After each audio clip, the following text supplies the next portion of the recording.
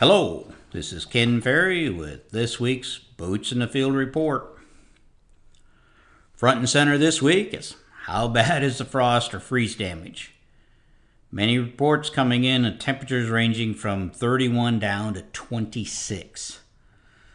Now the good news is that most areas don't have a lot of corn or beans up, so we dodged a bullet. You may be concerned about those beans that still haven't emerged after 3 weeks in the ground, but this freeze shows you that that was a good thing they weren't up. The crop planted April 3rd through April 10th with the cold temperatures of 28 to 26 degree range are hit the hardest. It was a non-discriminating freeze, taking out beans from unifoliate stage to just breaking through the ground. Corn that was at V1 stage was blown off at the ground line. In the areas affected, pest teams need to get accurate counts on what is dead and what survived. Wondering if you should replant shouldn't be done because the field looks bad. It should be off of actual survival of plants. Now, some of these beans, pretty obvious they're dead. Others, it's a little harder to tell. Check the stem right below the cotyledon node to make sure it's firm. If the stem is soft, count this plant in the dead column no matter what the cotyledons look like. If the stem is firm, there's probably a 90% chance you're okay, but you'll have to wait for new growth out of that node to be sure that node is alive. Now, that's going to take 70 to 90 GDUs for this to happen. With this forecast, that could be next Friday when you get enough GDUs to know for sure that the plant's going to survive.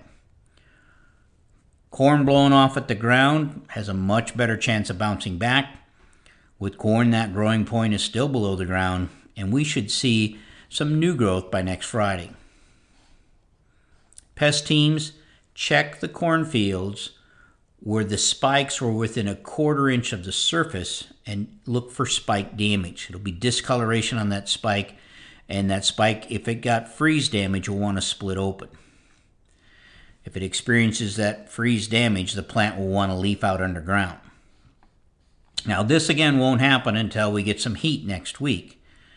But what you'll find is corn leafing out underground, and there's no crust to cause it. Unfortunately, hoeing this corn isn't going to help because there's no crust to break. This will be a bigger issue in the dry areas. In dry soil, the freeze will go deeper. If you had rain after planting, that would lessen the risk. The corn at the higher risk will be corn in the dry area, and anyone who planted in tilled or strip-tilled soil and used spike closing wheels. Without firming the soil over the seed, and that soil is dry, the freeze can reach the spikes close to the surface.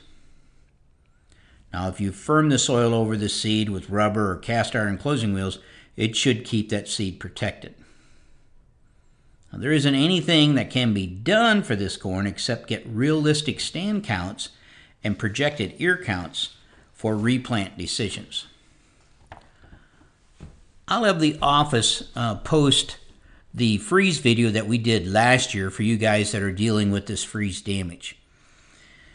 If replanting is a decision you're struggling with, use our replant decision-making tool on the website. The question has been, do we make a run at corn planting and come back and replant the beans later?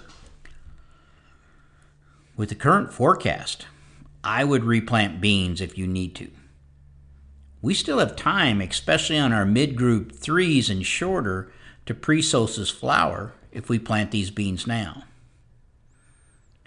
Revisit the early bean planting video on our website to see your time frame, your location, and the maturity group of bean that you could still plant and get pre-solstice flowering. With this forecast, you're still going to have to deal with seed chilling on the corn that's going in right now. Looking at the local forecast, it looks like May 3rd or 4th before we see a green light on corn planting. With the mid-70s during the day Our nighttime temps will hold above that 50, taking us away from the chilling issues, and the risk of losing the ears on our spike down plants will be a lot less.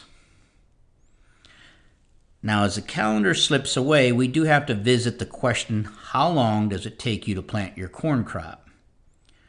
Our recommendations has always been 5 to 7 days to plant your corn crop. Now, it may take a month to get 5 to 7 days when conditions are fit for planting. And I do realize some growers' days are longer than others. But at your own pace, how many days does it take to plant your corn crop?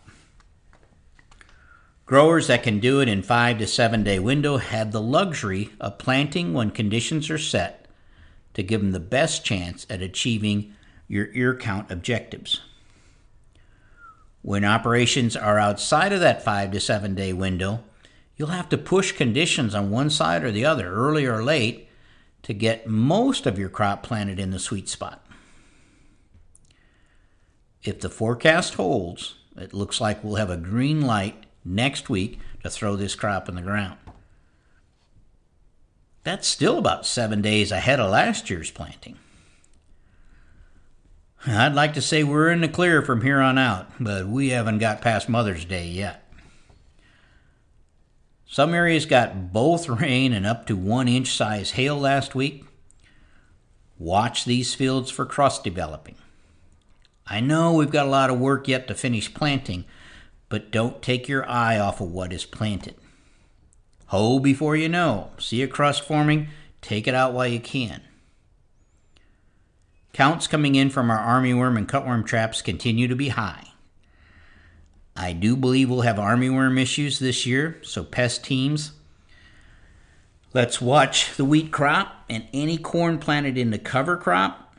Our first sightings will be around 550 insect heat units. We'll see cutworm feeding based on our earlier catches starting around that May 20th through 25th time frame. And we'll have to, again, watch fields with covers on them a lot closer. The soil teams are finishing up our spring testing and starting on the summer testing. If you haven't turned in your summer testing needs, please get that done. It's way more efficient for our crews to clean up your acres when they're in the neighborhood. To stay up to date, check out our website at croptechinc.com and subscribe to our podcast, Boots in the Field Report. Keep her safe, keep her moving.